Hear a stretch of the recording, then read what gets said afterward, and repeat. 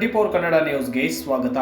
ಸಿರಗುಪ್ಪ ನಗರದ ತಾಲೂಕಾ ಕ್ರೀಡಾಂಗಣದಲ್ಲಿ ಕರ್ನಾಟಕ 50ರ ಸಂಭ್ರಮಾಚರಣೆ ಪ್ರಯುಕ್ತ ಕನ್ನಡ ಮತ್ತು ಸಂಸ್ಕೃತಿ ಇಲಾಖೆ ಶ್ರೀ ಬಸವೇಶ್ವರ ಸಾಮಾಜಿಕ ಸಾಂಸ್ಕೃತಿಕ ಕಲಾ ಟ್ರಸ್ಟಿನ ಪ್ರಾಯೋಜಕತ್ವದಲ್ಲಿ ಗುರುವಾರದ ರಾತ್ರಿ ನಡೆದ ಸಾಮೂಹಿಕ ನೃತ್ಯ ಮತ್ತು ಭಕ್ತ ಪ್ರಹ್ಲಾದ ಬಯಲಾಟವನ್ನು ಸರ್ಕಾರಿ ಧುರೀಣರಾದಂತಹ ಚೊಕ್ಕ ಬಸವನಗೌಡ ಅವರು ದೀಪ ಬೆಳಗಿಸುವುದರೊಂದಿಗೆ ಉದ್ಘಾಟಿಸಿ ಮಾತನಾಡಿದ್ದಾರೆ.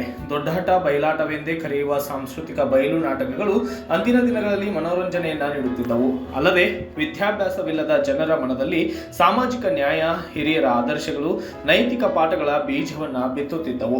ಇತ್ತೀಚಿನ ದಿನಗಳಲ್ಲಿ ಇವೆಲ್ಲವೂ ಕೂಡ ಕಣ್ಮರೆಯಾಗುತ್ತಿದ್ದು, ಇಂತಹ ಕಲಾವಿದರನ್ನ ಬೆಂಬಲಿಸಿ ಕಲೆಯನ್ನ ಉಳಿಸುವುದು ನಮ್ಮೆಲ್ಲರ ಆದ್ಯ ಕರ್ತವ್ಯವಾಗಿದೆ ಎಂದರು.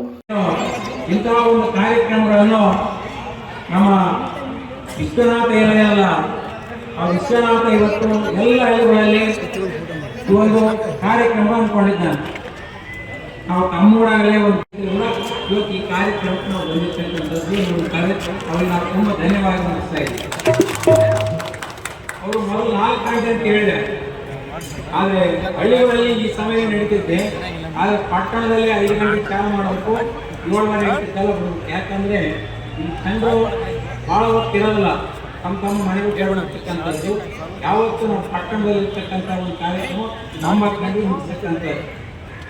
ಇವು ಪ್ರತಿಯೊಂದು ಈ ಕಲಾ ಸೇವೆಯನ್ನು ತಾವು ನೋಡಲಿಕ್ಕೆ ಇಷ್ಟೊಂದು ದೊಡ್ಡ ಸಿಟಿಯಲ್ಲಿ ಜನರು ಇವತ್ತು ಭಕ್ತ ಪ್ರಹ್ಲಾದ ಅಂತಕ್ಕಂಥ ಬಯಲಾಟ, ಇವತ್ತು ಕಂಸ, ಇವತ್ತು ಯಾವ ರೀತಿಯಲ್ಲಿ ರಾಜ್ಯ ಅಂತಕ್ಕಂಥ ಹಿರಣ್ಯ ಕಶ್ಯಪ ರಾಜ್ಯಗಳು ತಮ್ಮ ಒಂದು ದುಷ್ಟ ಬುದ್ಧಿಗಳನ್ನು ಒಂದು ಒಳ್ಳೆತನವನ್ನು ಯಾವ ರೀತಿ ತೋರಿಸ್ಬೇಕು, ಕೆಟ್ಟತನವನ್ನು ಯಾವ ರೀತಿ ದುರುಪಯೋಗ ಮಾಡ್ಕೊಳ್ತಕ್ಕಂಥದ್ದು, ಆ ದುರುಪಯೋಗಗಳನ್ನೆಲ್ಲ ದೂರ ಮಾಡಲಿಕ್ಕೆ ಕಲಾ ಟ್ರಸ್ಟಿನ ಅಧ್ಯಕ್ಷ ವಿಶ್ವನಾಥ್ ಸಾಹುಕಾರ್ ಅವರ ನೇತೃತ್ವದಲ್ಲಿ ಜರುಗಿದ ಬಯಲಾಟಕ್ಕೆ ಹಾರ್ಮೋನಿಯಂ ಮಾಸ್ಟರ್ ವೀರನಗೌಡ, ಸಂಗೀತಗಾರ ಕೊತ್ತಲಚಿಂತ ಮುದುಕಪ್ಪ, ಸಾರಥಿಯಾಗಿ ರುದ್ರಪಾದ ರಾಮಣ್ಣ, ತಬಲ ಮತ್ತು ಮೃದಂಗ ವಾದಕ ಬಸವರಾಜ್ ಸಾಥ್ ನೀಡಿತು.